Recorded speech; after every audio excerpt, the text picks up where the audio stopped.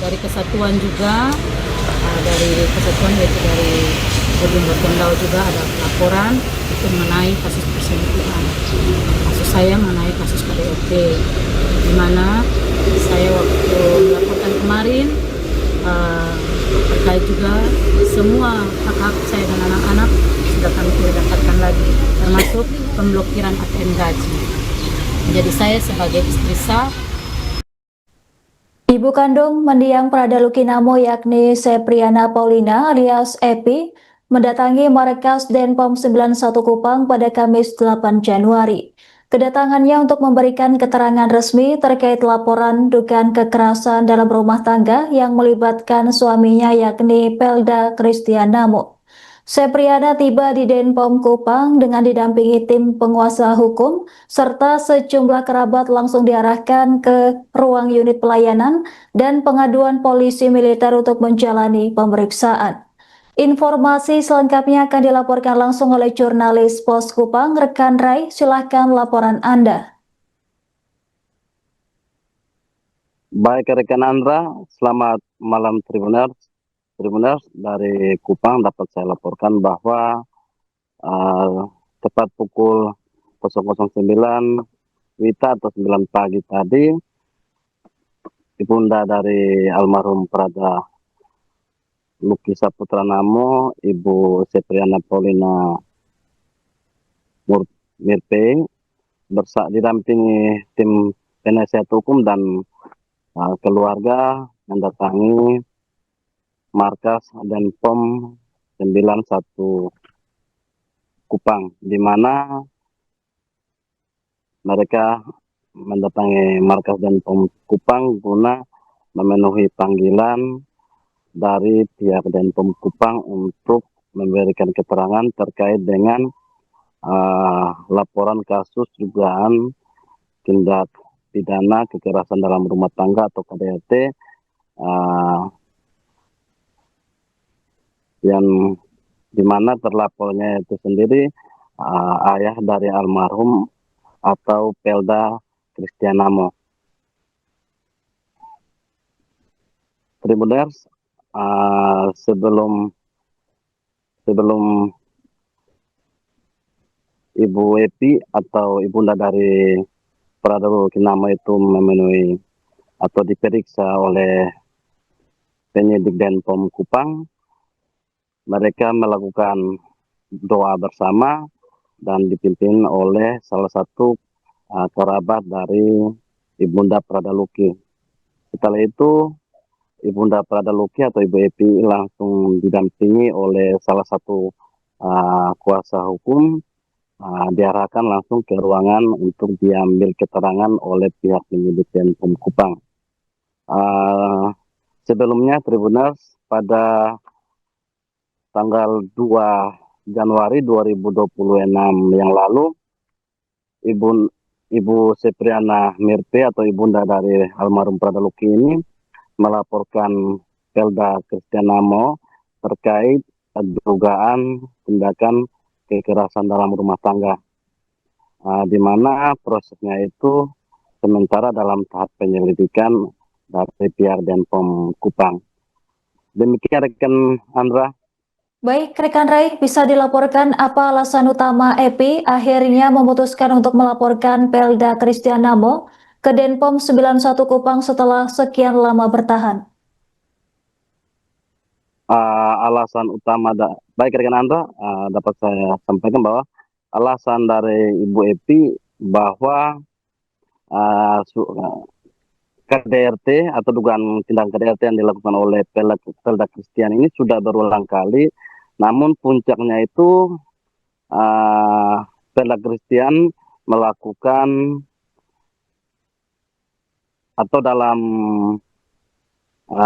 TikToknya, ya dalam videonya itu ia sempat memberikan keterangan kasar atau memaki-maki Ibu Epi dan juga sempat menyangkal kedua anak atau dua orang adik dari almarhum Pradaluki, sehingga mendengar atau menyaksikan langsung video tersebut, Ibu Epi tidak terima dan merasa tersakiti dengan ucapan atau penyangkalan itu, sehingga di tanggal 1 Ibu Epi berembuk dengan keluarga besar dan tim penasihat hukum untuk melakukan tindakan hukum. Dengan demikian di tanggal 2 Januari Ibu Epi didampingi tim kuasa hukum dan keluarga langsung melaporkan Pelda Christian Namo atau suaminya sendiri langsung ke Denpom Kupang. Begitu rekan Andra. Baik, rekan Ray. Kemudian pemblokiran ATM BRI milik Pelda Christian Namo yang disebut berdampak langsung pada kehidupan anak-anaknya, seperti apa informasinya? Tadi baik rekan Andra, tadi juga disampaikan oleh Ibu Sepriana atau Ibu Epi, ibunda dari almarhum Pradaluki, bahwa selama ini Ibu Epi dengan beberapa adik-adik dari almarhum Pradaluki ini, mereka dalam kebutuhan ekonomi atau kebutuhan sehari dalam rumah tangga maupun kehidupan yang lain itu menggunakan uang atau gaji dari suami atau Pelda Christian Namo, tetapi di mana pada tanggal 1 Januari kemarin itu Ibu Epi ini hendak pergi untuk menarik uang dari ATM gaji, tetapi sampai ke mesin ATM-nya itu setelah ingin ditarik, tetapi konfirmasi dari mesin ATM bahwa ATM-nya sudah diblokir, sehingga dengan penuh kecewa Ibu Epi pulang dan berunding atau berembuk dengan keluarga, sehingga penyelesaian akhirnya itu Ibu Epi kecewa dan langsung melaporkan Pelda Christian Namo ke Denpom Kupang. Selain itu juga alasan utama itu karena kasus KDRT yang sudah berulang kali. Demikian rekan Andra. Kemudian apa harapan Epi terhadap proses hukum di Denpom 91 Kupang setelah adanya beberapa laporan lain terhadap Pelda Christian Namo?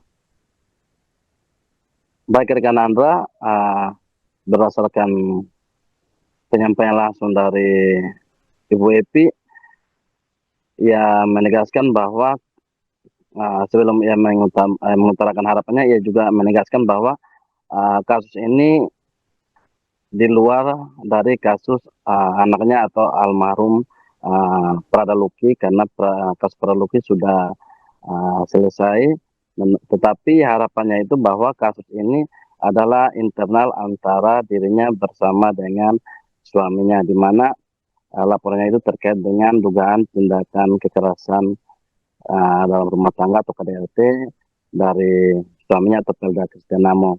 Ia berharap juga semoga dari pihak Denpom maupun dari atasannya dapat mempertimbangkan dan juga menjadikan angka atau laporan tersebut sebagai atensi khusus, sehingga Ibu Epi sendiri mendapatkan perlindungan dan bantuan hukum langsung dari pihak atasan atau dari Denpom Kupang.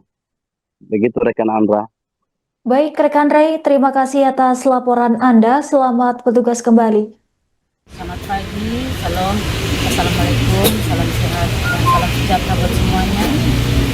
Kami pagi hari ini sudah berada di Denpom Kupang. Saya dan tim kuasa hukum juga keluarga hadir di sini dalam rangka memenuhi panggilan. Saya sudah memberikan laporan, sudah melaporkan dari tanggal 2 Januari bersama pihak datang melaporkan yang bersangkutan Pelda Christian Namo dalam kasus KDRT. Kasus ini ada 2 yang dilaporkan di sini, dari kesatuan juga, dari kesatuan yaitu dari Ujung Bertondau juga ada laporan itu mengenai kasus perselingkuhan. Kasus saya mengenai kasus KDRT, di mana saya waktu melaporkan kemarin terkait juga semua hak-hak saya dan anak-anak sudah kami tidak dapatkan lagi, termasuk pemblokiran ATM gaji. Jadi saya sebagai istri sah yang diakui negara, agama, juga anak-anak saya semuanya, kami datang meminta perlindungan, meminta bantuan hukum dari Denpom. Kami melaporkan ini karena kami percaya kami akan mendapatkan keadilan daripada institusi tempat bernaungnya Pela Kristianam. Dan juga saya minta dukungan dari semuanya. Mohon jangan berasumsi bahwa ini terkait dengan kasus almarhum. Bahwa kasus almarhum itu beda porsinya dan sudah finish ketok palu putusan akhir kemarin, dan ke-22 terdakwa meminta banding. Kami yang nanti akan tinggal mengawal saja. PH ada di sini, akan berkoordinasi dengan Bapak Auditor, dengan institusi juga akan mengawal. Mereka punya hak untuk banding, itu hak mereka. Kita juga menghargai ya, karena ada aturan dalam hukum seperti itu. Nah, ini kasusnya berbeda. Jadi tolong jangan ada hujatan yang mengarah kepada institusi atau kepada petinggi-petinggi dalam institusi. Kami sangat menghargai institusi ini sudah cukup andil dalam memperjuangkan keadilan buat kasus almarhum anak kami, Prada Luki. Kami berterima kasih. Kami di sini berdiri dalam kasus lain dan porsinya berbeda. Mungkin ada penjelasan lebih konkret dan detail, saya serahkan kepada PH. Download Tribun X sekarang, menghadirkan lokal menjadi Indonesia.